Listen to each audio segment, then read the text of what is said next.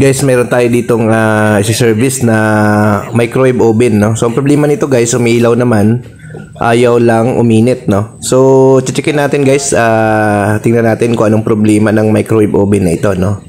So, ayan, binubuksan ng mga kasama natin, no? So, malit-lit na item, dalawa pa yung nagbubukas, no? So, yung service team natin kasi guys, apat, no?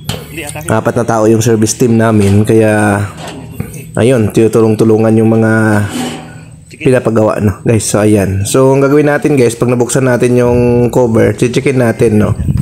Ang buhay, guys, ng mga ating oven ay meron lang yung siyang kadalasan na sira dyan.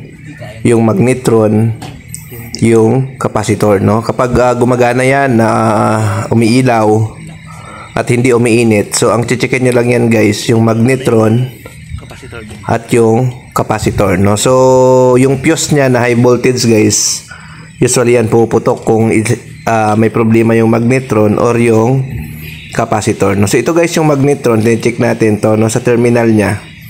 Kapag nag-check na tayo nito guys sa magnetron na ito, gamit lang tayo ng resistance, no. Dapat pag nilagay natin yung test probe natin sa terminal, wala siyang resistance doon sa body ng magnetron. Pag naikuha tayo dyan na maliit lang na resistance, ibig sabihin shortage na yung magnetron, no. So pagkakataon na ito guys, wala tayong nakitang shortage, no, sa magnetron, no. Wala siyang ground sa body, no.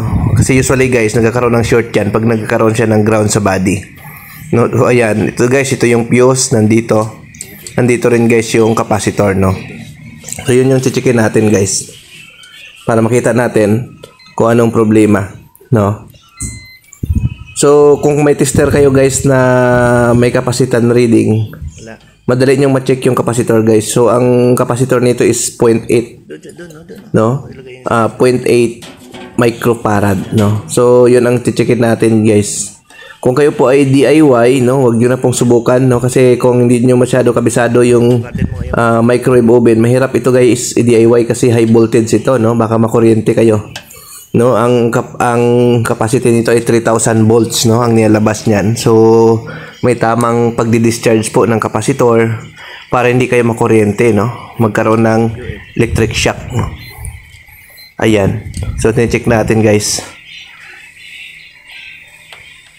Ayan. So, nakikita namin dito, guys, wala nang reading yung capacitor, no. So, hindi niya na-meet yung 0.08 UF or microfarad. So, sira na po yung capacitor nito, no. So, tandaan nyo lang guys, basta yung oven nyo, nagkaroon siya ng umiilaw naman tapos hindi siya umiinit, laging may problema dyan guys, yung magnetron or yung capacitor, no. Yung dalawang parts na yan. Pero dahil meron yung fuse, no, palitan nyo rin. Kasi pag isa dyan ang may problema, pumuputok yan yung fuse, no. Ayan. So, papalitan natin to guys ng bagong capacitor. Ayan guys. So gusto pala magpa-service sa amin, no, message lang kayo sa amin, no. Nagsi-service kami ng microwave oven repair, home service po kami guys.